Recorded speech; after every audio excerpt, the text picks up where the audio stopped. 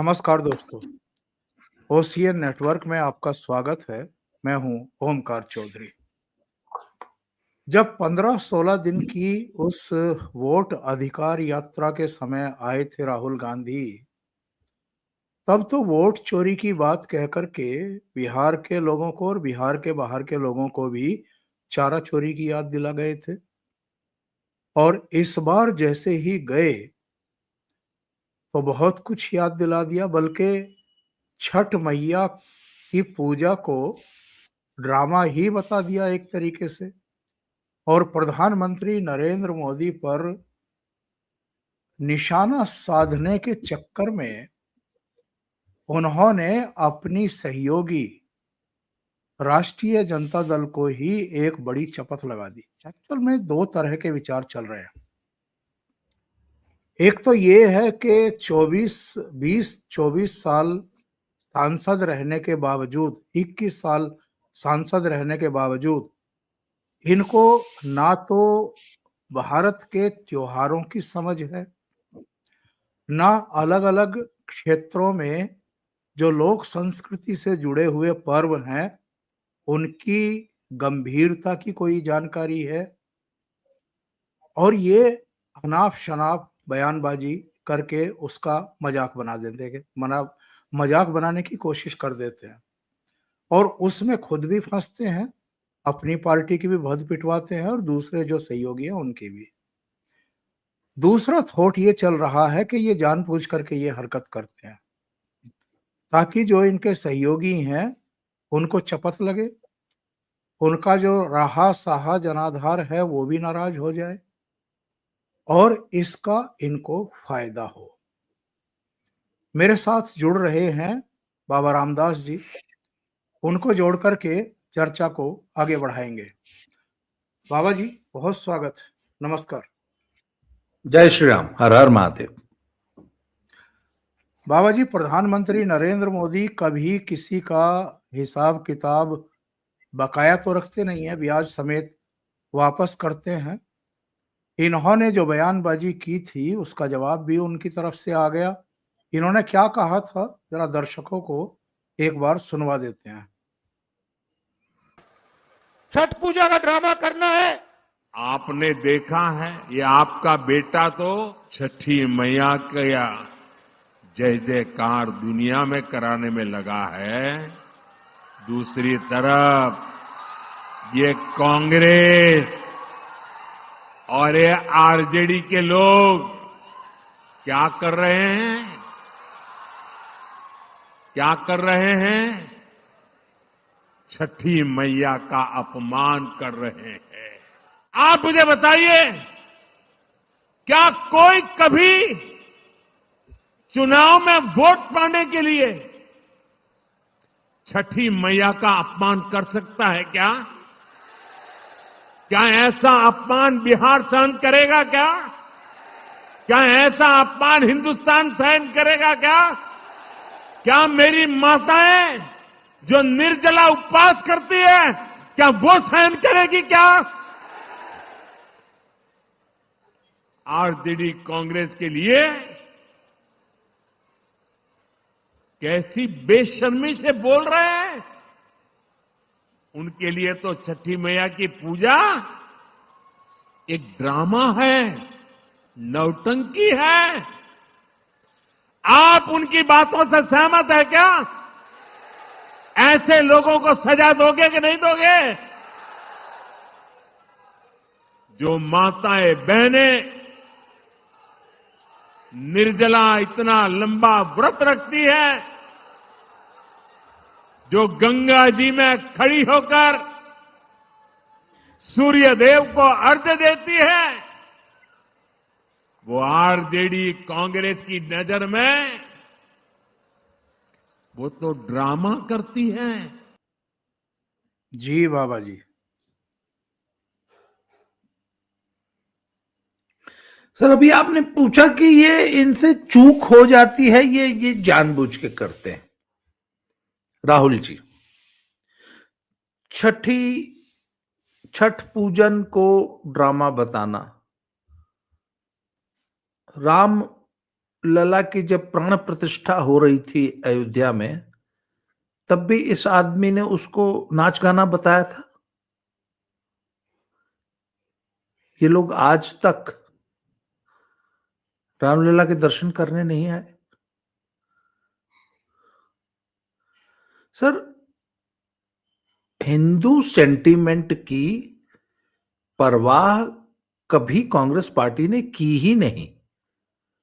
अच्छा, उनके sir fundamentals एकदम, जो उनके बेसिक्स है ना उनकी राजनीति के, वो एकदम क्लियर हैं कि हिंदू का जो वोट हमें मिलता है वो तो मिलता ही रहेगा। एक ढीठ बेशरम एक वर्ग है जो इनको वोट देता आया है, देता रहेगा। मुसलमान का वोट इनको हर कीमत पे वापस चाहिए। कांग्रेस की दुर्दशा उस दिन शुरू हुई जिस दिन मुसलमान और दलित, ये दो बड़े वोट बैंक इनके हाथ से छिटक गए। उस मुसलमान के वोट को वापस लेने के लिए ही सारी राजनीति राहुल गांधी की चल रही है। और मुसलमान के वोट बैंक को वापस लेने के लिए इनको दो लोगों को खत्म करना पड़ेगा, अखिलेश और तेजस्वी। तो इस बिहार के चुनाव में सब इन्होंने ठान लिया है कि इनको तेजस्वी को निपटा देना है। नहीं तो एक बात बताइए, अच्छा सर, इतना बड़ा नेता 2 महीने बाद बिहार चुनाव प्रचार में पहली रैली करने जा रहा है, तो सर हर रैली से पहले सर ब्रेनस्टॉर्मिंग तो होती होगी, एक टीम बैठती होगी ना कि बिहार के मुद्दे क्या क्या हैं, किन किन मुद्दों को हमने टच करना है, क्या क्या बातें बोलनी है बकायदा। सर मुझे तो लगता है कि भाषण क्या देना है, इस पर कम से कम 2-4 घंटे। किसको टारगेट करना है, मोदी को करना है, नीतीश कुमार को करना है तो किन मुद्दों पे करना है, और मेन पॉइंट्स भी नोट किए जाते होंगे। इनकी मां तो घर पढ़ के बोलती थी। तो मुझे बताइए आखिर किस टीम ने जब ये इनको बताया होगा कि आपने मोदी की आलोचना करने की, वो अंबानी की शादी में गया, तो उस टीम ने नहीं बताया होगा कि सर जब आप ये कहेंगे तो तेजस्वी एम्बैरस होंगे? आपको लगता है? अच्छा, आपको लगता है कि बिना तैयारी के ये भाषण देने आ गया था? नहीं सर, जानबूझ के तेजस्वी को एम्बैरस करने के लिए ही ये भाषण दिया गया है। It was planned, it was scripted.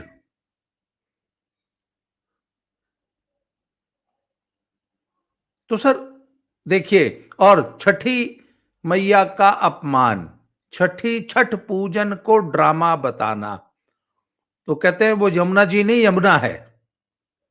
तो पूरे देश में यमुना जी, गंगा को गंगा जी कहा जाता है। तो हमारे यहाँ तो अयोध्या को भी अयोध्या जी कहा जाता है। कभी अयोध्या का नाम ऐसे नहीं लिया जाता सर। अयोध्या जी कहां जा रहे हैं? अयोध्या जी जा रहे हैं। सर वो कहता है कि नहीं वो यमुना जी नहीं यमुना है, और यमुना नहीं है, वो तो नकली यमुना है। सर एक बात बताइए ना, आपने देखा होगा हरिद्वार में जहां हर की पैड़ी है, वो जो स्ट्रीम बनाई गई है वो आर्टिफिशियली बनाई गई है। एक्चुअली गंगा जी उधर से नहीं जाती हैं, जो हर की पैड़ी में जहां हरिद्वार में स्नान करने के लिए, वो तो ऐसा स्ट्रीम बनाया गया है कि लोग यहाँ पे दोनों तरफ सीढ़ियां बना दी गई कि लोग नहा सके। एक्चुअल गंगा का फ्लो तो सामने से वहां बैराज है और उधर से है। सर ये बहुत सामान्य प्रैक्टिस है। स्पेशल घाट्स बनाए जाते हैं हर जगह, तालाबों के किनारे स्पेशल घाट बनाए जाते हैं, और ये एक सामान्य प्रैक्टिस है। घाटों की सफाई होती है, तालाबों की सफाई होती है, नदियों की सफाई होती है, आने जाने के रास्ते बनाए जाते हैं श्रद्धालुओं के लिए। तो यमुना में के लिए अगर कुछ स्पेशल क्रिएट कर दिया गया, बना दिया गया, पानी को साफ करने के लिए कोई विशेष व्यवस्थाएं कर दी जाए, तो ये सरकार का काम है। सरकार इसीलिए चुन के आई है। और छठ पूजन को, छठ के व्रत को ड्रामा बताना, सर ये स्लिप ऑफ टंग नहीं है। ये जानबूझकर ये भाषण दिया गया है और तेजस्वी को हर्ट करने के लिए दिया गया है। अच्छा सर, मुझे एक बात बताइए, ये परिवार जब हिंदू बनने का नाटक करता है, जब ये धोती पहन के टांग चौड़ी करके चलते हैं, या जब ये मंदिरों में जाते हैं, या ये जब जनेऊ पहनते हैं, या ये जब दत्तात्रेय गोत्र वाले ब्राह्मण बन जाते हैं, तो वो नाटक नहीं होता, वो ड्रामा नहीं होता। हमें नहीं पता है कि आपके हिंदू धर्म में कितनी आस्था है, आप हिंदुओं के सेंटिमेंट्स का कितना ध्यान रखते हैं, ये सारी दुनिया को पता है सर। ड्रामा, असल में ड्रामा वो खुद करते हैं। जब वो नकली हिंदू बनने की कोशिश करते हैं तो वो ड्रामा कर रहे होते हैं। तो सर ये जानबूझ के किया गया। और एक बात बताने, एक आदमी 2 महीने बाद आया और तेजस्वी के चुनाव को इस कदर खराब करके चला गया। आप इसका रिजल्ट 14 तारीख को देखेंगे। जी बिल्कुल सही कह रहे हैं। और ये जो कहना कि मोदी गया था उसकी शादी में अंबानी की, राहुल नहीं गया था, उसकी शादी में कौन कौन नहीं गया था?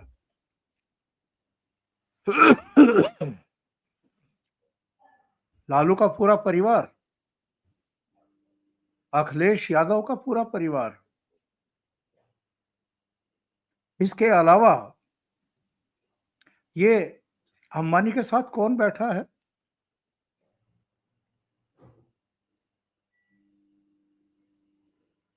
अंबानी देशद्रोही है, आतंकवादी है, क्या है? अगर इनकी दादी बैठ सकती है, डिनर कर सकती है उसके साथ, तो इनके ही सहयोगी भी वहां पर मौजूद थे।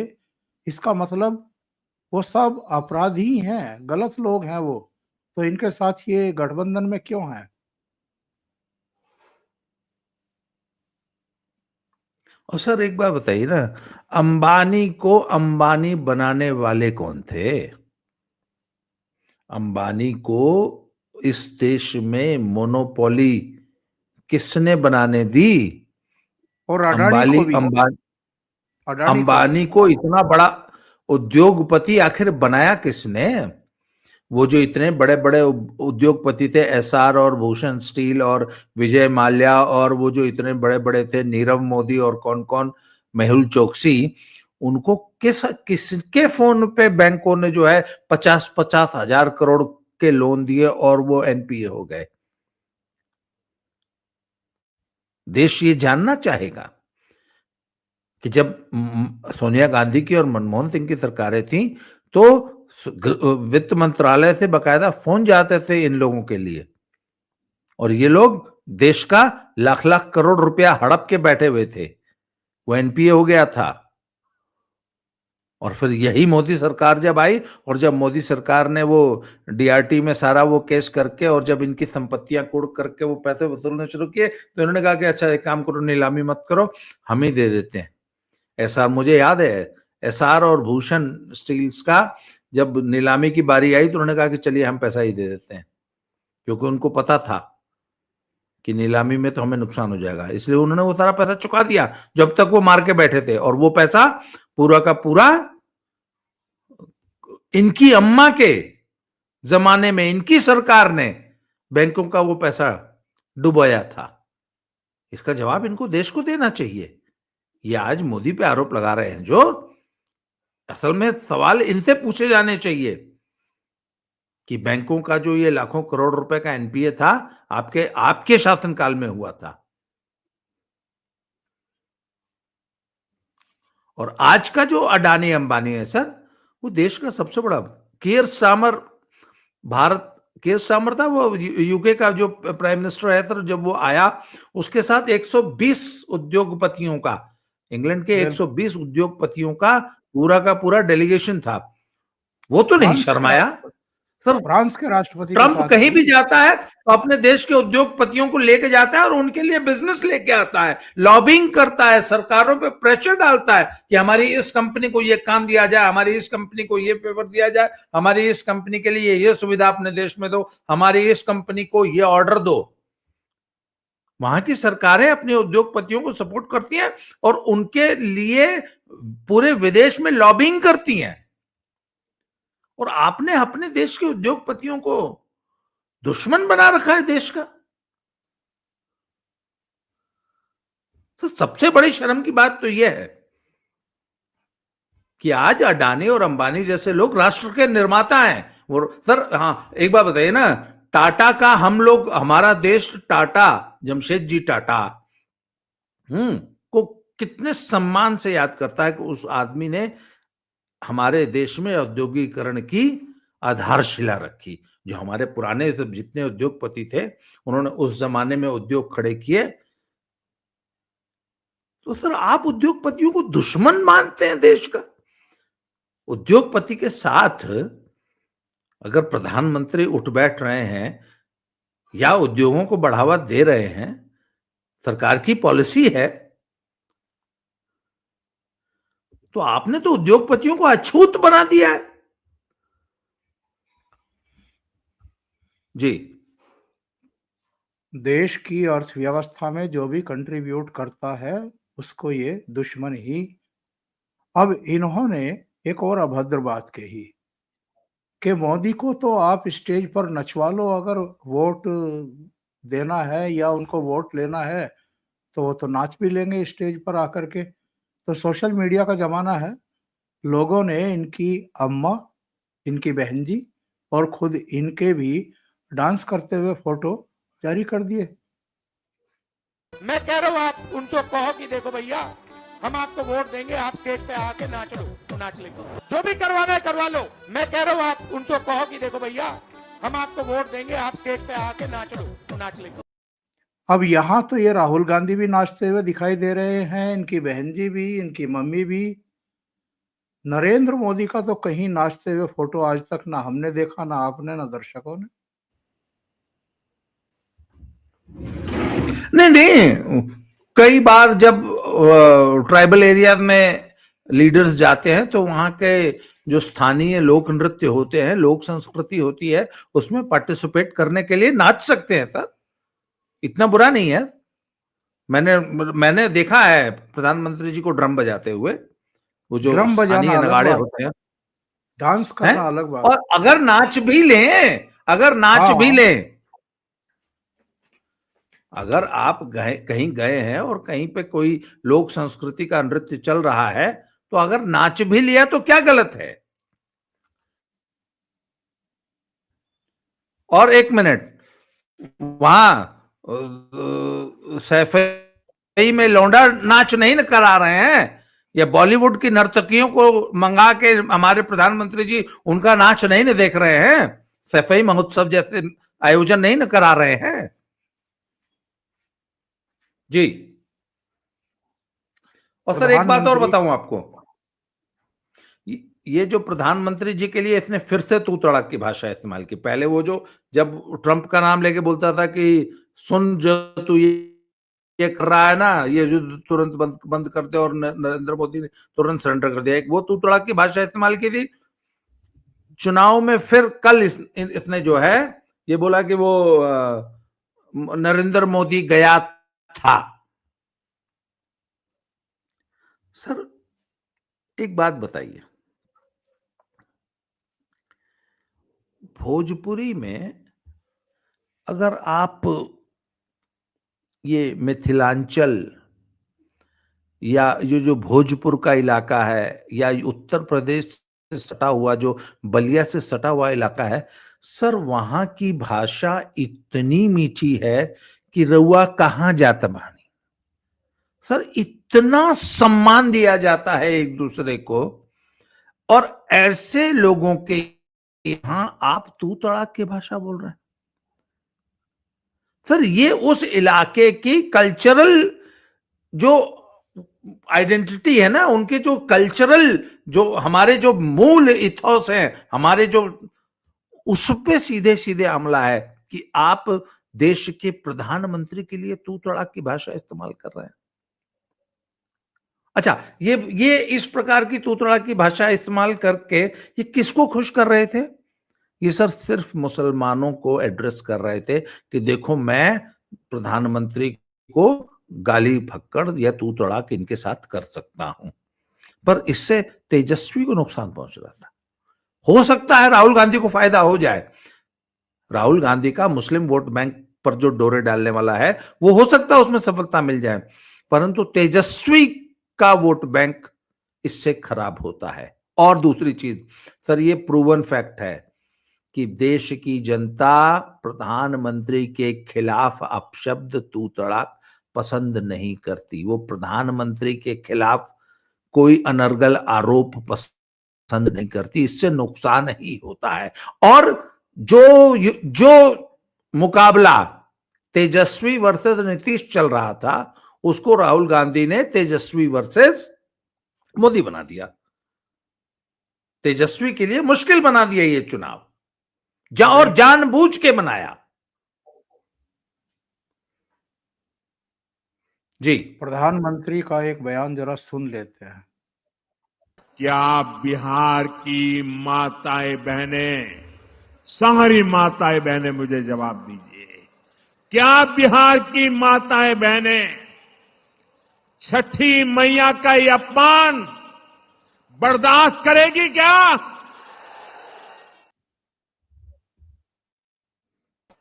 आरजेडी कांग्रेस कभी भी बिहार को विकसित नहीं बना सकते। इन पार्टियों ने बरसों तक बिहार पर एक छत्र राज किया, लेकिन इन्होंने आपको सिर्फ विश्वासघात दिया है। आरजेडी और कांग्रेस वालों की पहचान 5 चीजों से है। अगर मेरी बात सच लगे तो मुझे आपका अनुमोदन चाहिए, मुझे आपका साथ चाहिए। क्या किया है आरजेडी वालों ने, क्या किया है कांग्रेस वालों ने, क्या किया है जंगल राज वालों ने? मैं 5 शब्दों में उनके कारनामों की कथा कहना चाहता हूं। ये 5 शब्द कौन से हैं? कट्टा है कि नहीं है? कट्टा, क्रूरता है कि नहीं है? कटुता है कि नहीं है? कुशासन है कि नहीं है? करप्शन, मैं दोबारा बोल देता हूं, कट्टा, क्रूरता, कटुता, कुशासन और करप्शन, ये जंगल राज की पहचान है कि नहीं है? आरजेडी की पहचान है कि नहीं है? उनके साथियों की पहचान बन गई है कि नहीं बन गई है? जहां कट्टा क्रूरता का राज हो वहां कानून दम तोड़ता है। जहां कटुता बढ़ाने वाली आरजेडी कांग्रेस हो, पिछले कई दिन से तेजस्वी यादव हर घर को सरकारी नौकरी, अब तो अजीत अंजुम जैसे लोग भी इनसे पूछ रहे हैं कि आपको पता है कि हर घर यानी करीब करीब अगर आप 2-2.5 करोड़ लोगों को रोजगार देंगे, उनको लगाएंगे कहां? और 9 लाख करोड़ रुपया उनकी सैलरी का कहां से आएगा? जिस राज्य का बजट ही 3-3.25 लाख करोड़ का हो, उसको 3 गुना कैसे बढ़ा दोगे आप? और 20 महीने में सबको आप सरकारी नौकरी दे दोगे। इतने बड़े झूठ, छल कपट, चुनाव के जरिए आप इस तरह की बातें करके लोगों का मत अर्जित करने की कोशिश कर, इसका मतलब ये है कि इन्होंने मान लिया है कि वैसे तो हम जीत नहीं रहे, इसी तरह के हथकंडे अपना लो। जी।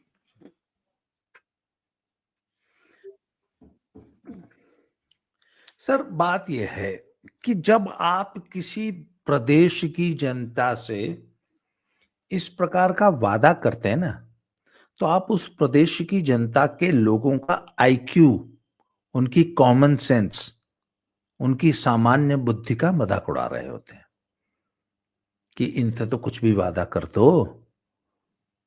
पर सर एक बात बताऊं आपको, मैं आजकल बिहार में सामान्य लोग मुझे फोन करते हैं जो कि पॉलिटिशियंस नहीं है, जो कि सामान्य गांव के लोग हैं, और मैंने कई लोगों के इंटरव्यूज लेके ऑडियो वीडियो अपने चैनल पे दिखाए हैं लोगों को। तो एक लड़का है, उसका नाम है बेचन सहनी, उसके 2-3 इंटरव्यूज में दिखा चुका हूं। उसकी पत्नी और उसकी बेटी वो जीविका दीदी में जो है बड़े सक्रिय 2 पदों पे काम करती हैं। तो मैंने पूछा कि भैया इनको, वो तुम्हारे जीविकाओं दीदियों को 30,000 रुपए महीने की पक्की सरकारी नौकरी देने का वादा किया है तेजस्वी यादव ने, तो इसके बारे में महिलाओं का क्या कहना है? बोले सर महिलाएं, हम बिहार की महिलाएं बहुत चालाक हैं। वो कहते हैं कि हमें जिस आदमी ने, एक तो जो ये इस कॉन्सेप्ट को लेके आया जीविका दीदी वाले पूरे प्रोजेक्ट को, और जिसने हमें अभी दिया है हम उस पे विश्वास करते हैं। कौन वादा कर रहा है हम उस पे कतई विश्वास नहीं करते। तो सर बिहार की सीधी सादी घरेलू महिलाएं भी तेजस्वी के किसी वादे पे विश्वास नहीं करती। और एक बात बताइए, आप बिहार के युवा को इतना बेवकूफ समझते हैं कि वो ये नहीं कैलकुलेट कर सकता कि क्या पूरे प्रदेश के हर घर को एक नौकरी दी जा सकती है, वो नौकरी का बजट कितना होगा, उसमें कितना पैसा लगेगा और वो पैसा कहां से आएगा? सर बिहार का युवा इतना अनाड़ी नहीं है, इतना कच्चा नहीं है, बिहार के लोग इतने कच्चे नहीं है। और सर ये भी एक मुद्दा बन गया है बिहार में कि देखो ये आदमी, इसकी धूर्तता, इसका क्रिमिनल माइंड देख लीजिए आप, कि ये आज भी बिहार को बेवकूफ बनाने से बाज नहीं आ रहा। इसने बोल दिया हम नौकरी देंगे, तो लोगों ने उल्टा पूछना शुरू कर दिया कि भैया नौकरी तो दे देंगे, हमें पता है, पर नौकरी के बदले में कितना जमीन देना होगा आपको? क्योंकि जब आप नौकरी देने लायक थे तब तो आपने जमीन लेके नौकरी दिया था। तो अब भी अगर आप नौकरी देंगे तो पहले ये क्लियर कर दीजिए कि जमीन कितनी लिखवा लेंगे आप हमारी। तो सर बिहार की जनता कुछ भूली नहीं है, सब, उनको सब याद है। और सर एक बात बताइए ना, वो जो मैनिफेस्टो इन्होंने महागठबंधन का जारी किया है, उसमें मुख्य पृष्ठ पर बड़ी फोटो तो तेजस्वी की लगी है और एक कोने में राइट साइड में एक छोटी सी फोटो लगी है राहुल जी की, परंतु है ना राहुल जी की फोटो और महागठबंधन का वो मैनिफेस्टो है ना, तो राहुल जी को, बिहार को ये बताना चाहिए ना कि तेजस्वी जी ने जो वादा किया है कि हर घर को नौकरी देंगे, तो उसके लिए बजट कहां से लेके आएंगे और उस नौकरी की गारंटी आप देंगे ना। बिहार की जनता ये सुनना चाहेगी। पर सर बिहार की जनता इतनी बेवकूफ नहीं है और ये वादे भी, अच्छा पब्लिक ने ये मान लिया है, इनको पता है यार सत्ता तो देखो आनी नहीं है, इसलिए कुछ भी वादा कर दो। पब्लिक ने ये मान लिया है क्योंकि ये जीत नहीं रहे इसलिए अनारगल अनाप शनाप वादे। हां, अगर इनको जीतना होता, अगर ये जीत रहे होते तो ऐसे उटपटांग वादे नहीं करते। ये पब्लिक का रिस्पॉन्स है सर। तो ये इस प्रकार के जो झूठे वादे हैं ना, ये भी इनको इस चुनाव में महंगे पड़ने जा रहे हैं, क्योंकि पब्लिक को विश्वास हो गया कि नहीं ये पार्टी नहीं जीत रही, इसलिए ये ऐसे उटपटांग वादे कर रही है। जी। भव्य राम मंदिर बना, 500 साल के बाद 500 साल का इंतजार, अविरत संघर्ष, और तब जाकर के राम मंदिर बना। और आप तो गर्व से कह सकते हैं कि छपरा की एक बेटी स्वाति के भजन से दुनिया गूंज उठी थी। मेरी झोपड़ी के भाग आज खुल जाएंगे, राम आएंगे। कितने सुंदर बोल है, मेरी झोपड़ी के भाग आज खुल जाएंगे, राम आएंगे। और प्रभु श्री राम के दर्शन के लिए लाखों लाख लोग अयोध्या चल पड़े। लेकिन साथियों, आरजेडी कांग्रेस के नेताओं को राम मंदिर के निर्माण से भी परेशानी है।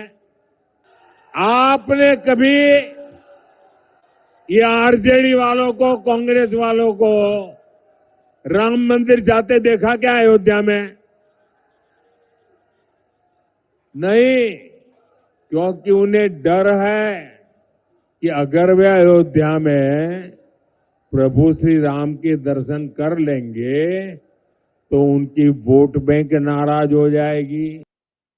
ये जो कनेक्ट है प्रधानमंत्री नरेंद्र मोदी का, ये जो वोट चोरी जिस तरीके से वो करते हैं लोगों के दिलों में उतर करके, और जो एक टच देते हैं, जैसे छपरा की बेटी का जिक्र किया, मेरी झोपड़ी के भाग आज खुल जाएंगे, राम आएंगे, या छठी मैया पर जिस तरीके से इंतजाम उन्होंने यमुना के किनारे दिल्ली से लेकर के और बिहार तक करवाया या किया गया, और जितने भव्य तरीके से इस बार इसका आयोजन किया गया, क्या ये कभी समझ पाएंगे कि प्रधानमंत्री किस तरह लोगों के दिलों में अपनी जगह बनाते हैं?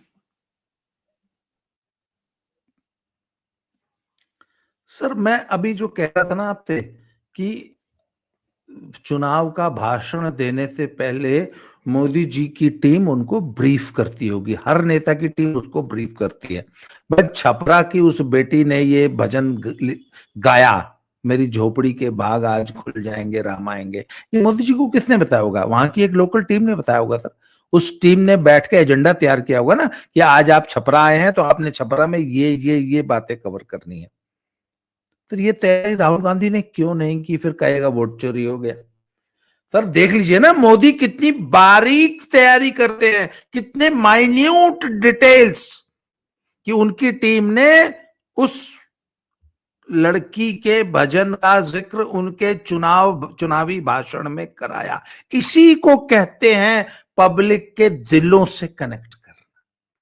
और सर वाकई वोट चोरी वाकई मोदी करते हैं, इसी तरह करते हैं। पब्लिक के दिलों से जुड़ना इसी को बोलते हैं।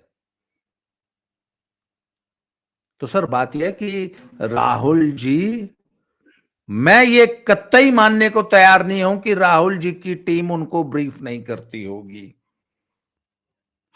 सर राहुल जी की टीम ने भी उनको ब्रीफ किया होगा कि ऐसा ऐसा बोल दो तभी तेजस्वी की लुटिया डूबेगी इस चुनाव में।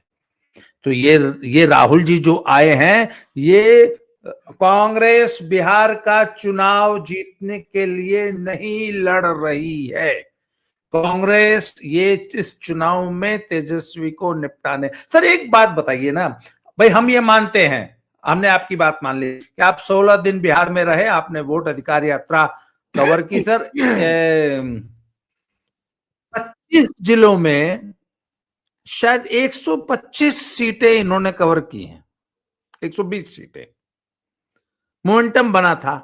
तो उसके बाद लगातार 2 महीने तक आपको डट काम करना चाहिए था ना। आप क्यों कोलंबिया चले गए? अगर आपको वाकई बिहार का चुनाव जीतना था तो आपको तो एक दिन के लिए भी बिहार छोड़ के, मतलब बिहार में ही गड़ जाना चाहिए था शकरकंदी की तरह। क्यों नहीं आए? क्योंकि सर बिहार जीतना लक्ष्य ही नहीं है। उनको पता है कि बिहार में हमारी 10 सीट नहीं आएंगी। तो वो कहते हैं कि हम जीते चाहे ना जीते, तेजस्वी का हारना जरूरी है। इसलिए आज की तारीख में राहुल जी पूरी ताकत लगा के तेजस्वी को हराने का उपाय कर रहे हैं। जी बाबा जी बहुत बहुत धन्यवाद जुड़ने के लिए। दर्शकों से जरूर आखिर में क्षमा चाहेंगे क्योंकि मेरी आवाज अभी भी पूरी तरह दुरुस्त नहीं है। तो बाबा जी के साथ ही 2 दिन पहले प्रोग्राम किया था या फिर अब जी हाँ जी उन्हीं के साथ ये प्रोग्राम किया है। तो आप सब हमें भी सहयोग करें और वीडियो को फॉरवर्ड करें, शेयर करें, लाइक करना ना भूलें और चैनल को अगर सब्सक्राइब नहीं किया है तो सब्सक्राइब कर लें। बाबा जी के 2 चैनल हैं, स्लो जिंदगी और बाबा की खरी खोटी, उनको भी सब्सक्राइब करें और सहयोग करें। बहुत बहुत धन्यवाद। नमस्कार। जय श्री राम। हर हर महादेव। जय श्री राम।